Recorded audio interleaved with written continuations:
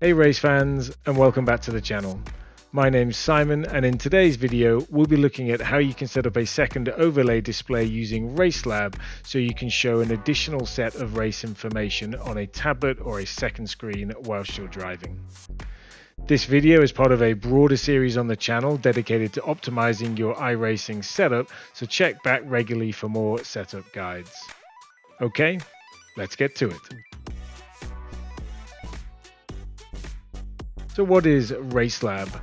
Racelab is a separate application that runs on your PC in support of iRacing and effectively allows you to display any of the iRacing telemetry or race information that the sim outputs as an overlay onto a screen. But a great feature of this app is it also allows you to create a second set of overlays which you can run simultaneously on a second screen, and we're going to show you how to use this functionality to set up overlays on a tablet to act as another display for race information. And what is the benefit of a second display? Well, if you're like me and you stream your races regularly, you may already have a bunch of overlays and graphics on your main driving display, which can get a little cluttered. The benefit of using a tablet is it allows you to move some of that information onto a screen only you can see without it crowding your main driving display. I generally use mine for a relatives display, but you could also use it for a fuel calculator so nobody watching your stream can see the fuel strategy you are running. Before we get into the Racelab app, there's some initial housekeeping steps that we need to take, and the first is around understanding the IP address for your PC, the one that's running both iRacing and Racelab. So in order to do that, you're going to open up a command prompt, and then we're going to type in ipconfig. And then what you're looking for here is the IPv4 address. And for me, it is 10.234.1.20. So that is the network address for this PC when it is up and running on my network. So that's important just to note down right now, because we're going to need that a little bit later when we are saving a favorite within the tablet's web browser. The second thing, this is an optional step, but something I find super useful, is to make this a reserved IP address. Now there's lots of guides for how to do this for your particular router online, so I won't get into the details, but by reserving an IP address for your PC, it means this IPv4 address will never change. So once you've saved that as a favorite, you'll be good to go. If you don't reserve the IP address, it will change from time to time, and that will mean the web address that you've saved in your browser in the tablet, you will also have to update as this changes. Next, we need to make sure that for whatever device you're using, whether it's an Android tablet, an iPhone, or an iPad, that the display won't turn off or lock or dim whilst you're driving. Now, if you're using an Android tablet like me, there's lots of apps out there. I personally use the Caffeine app. I'll put a link in the description below. Super easy to use and configure. But if you're using an iPad or an iPhone, there's lots of guides online for how to achieve the same effect. You'll also need some way to connect your tablet to your rig. There are plenty of solutions out there. I personally use the SimLab button box holder connected to my tablet holder, as it's easy to use and fits in well with the aesthetic of my rig. You'll also need to make sure that your tablet has a decent Wi-Fi connection, so double check that the Wi-Fi signal is strong in the area of your rig and that you're able to access web pages easily with your tablet. And then lastly, you'll need to connect your tablet to a permanent power source, which can be either via USB to your PC or your monitor, or as I've got it set up on my rig, directly to an electrical outlet. So it's a good time to check that you've got the right length of cable to make whatever connection you need to make. Once you've got that done, we're ready to jump into Racelab, and I have Racelab up and running on the screen here. The first thing to note is that in order to access the layout builder, which is what we need to create this second screen of overlays, you'll need the Pro version. So if you don't have the Pro version and you want to do this, that's something you'll need to consider purchasing. Secondly, I'm not going to go through the basics of Racelab in this video. We have that covered in a separate video on the channel, but I'll link to that in the description below. So the first thing we're going to want to do is to head to Layouts. Okay, these are my existing overlay layouts. We're going to create a new one and we'll just leave it called new layout. And then we're going to go and enter that layout. This is what you're presented with the first time you create a layout in Layout Builder. It's just a blank canvas and there's some settings now we need to go ahead and get up and running. First of all, let's hit this demo, open in demo overlay mode. What that's going to allow us to do is to preview the overlays on the tablet itself once we get them set up. So we can just hit that button to get the demo mode working right at the beginning.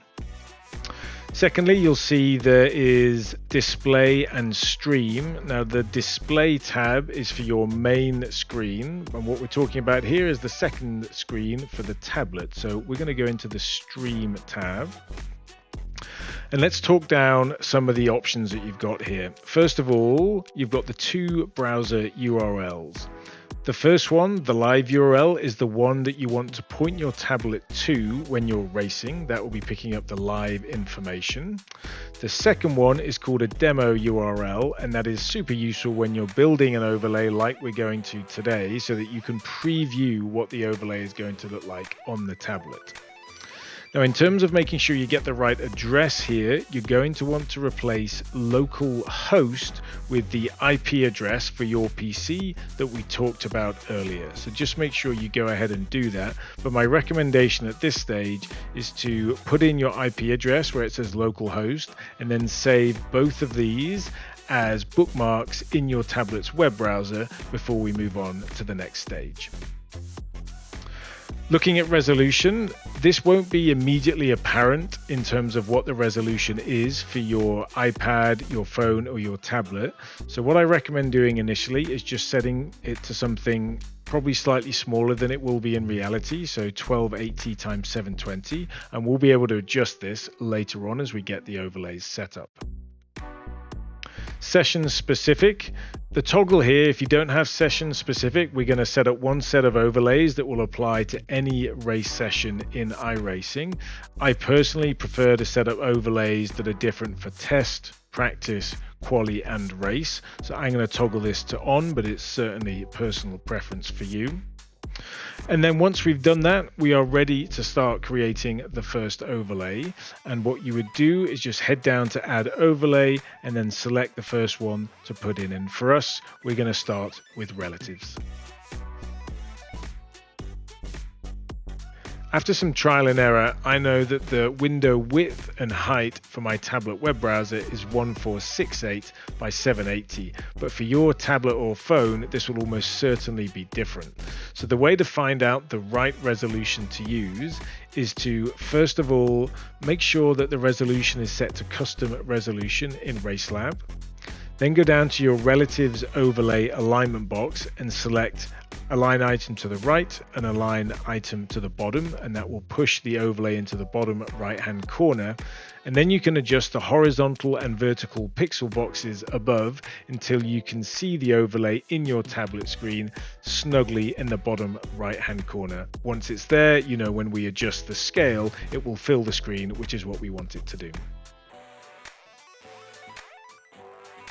Now that we've got the resolution set correctly for the size of your tablet screen, we can go ahead and configure the overlay itself so that it's the right size, and if you want it to, so it can fill the entire screen on the tablet.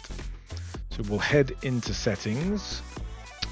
Now, first of all, I know that my scale that I'm going to want it to is around 45 based on the size of my tablet screen, so I'll go ahead and do that. I quite like the weight of my font to be in regular. I like dark mode on. A lot of these are personal changes depending on what you like. The driver name width for me, I'm going to turn right up to 380 as I prefer a bit more space so I can see the names. I could head into widget to make some adjustments in here. I'm just going to turn off these bottom two widgets. I'm not too worried about them, but I'll keep on the strength of field and the incidence at the top. If we head into driver information, I know through trial and error that I can actually fit 4 drivers ahead and 4 drivers behind with the screen on my tablet. So I'm going to go ahead and make that change.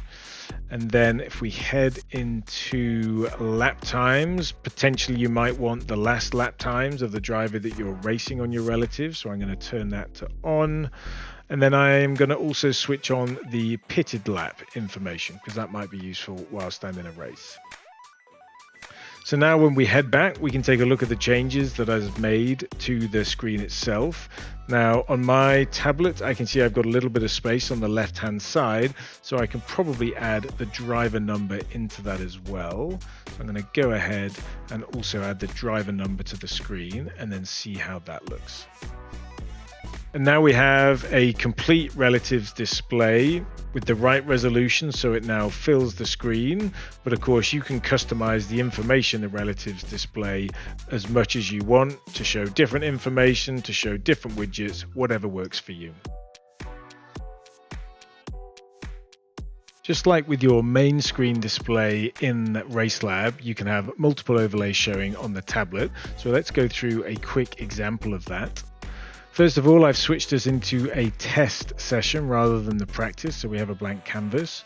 We're going to add 2 overlays. We'll add a lap time log as well as a pitbox helper. Now we'll start out with the pitbox helper. I'm going to align it to the top left-hand side of the screen. I'm going to head into settings. We'll make some adjustments here. I like the weight of my font to be regular. I happen to know that 53 is going to be the right scale for my tablet screen. For you, it'll be different. You'll have to go through some trial and error. Then if I head into settings, I'm going to turn off pit limiter, pit speed delta, and pit stall distance, because in this particular example, what I actually care about is the tire temperature and the tire wear. Now the opacity here isn't great with those grey numbers, so I'm going to up my background opacity to 90 so it's a little bit easier for me to see in the tablet screen itself. Okay, so pitbox helper looks good. Now we're going to make an adjustment to the lap time log so that that one also looks as we want it to and has the right size. So we'll head into settings. Again, I'll change the weight. The scale for me on this one, I know, is about 32.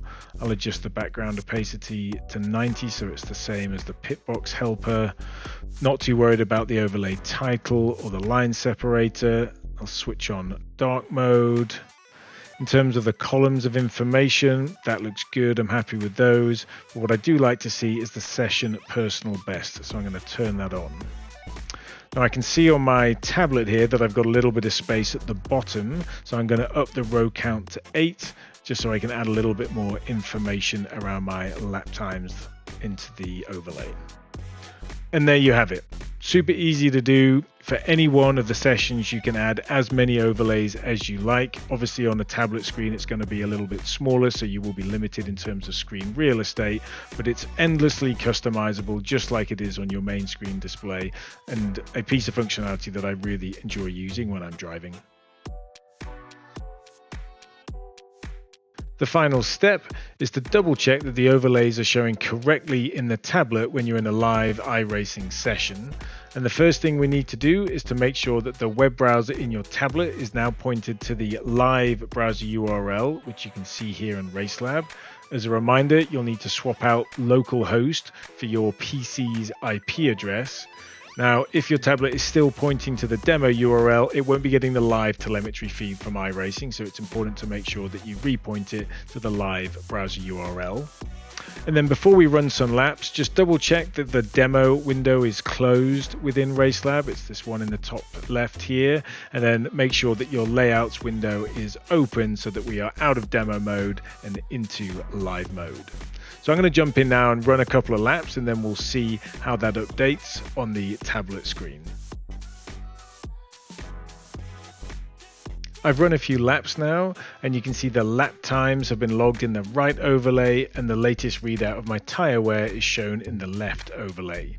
And this is all happening at the same time as I have additional overlays running on my main screen, so it's a really powerful feature of Racelab. Okay, that's all for this one.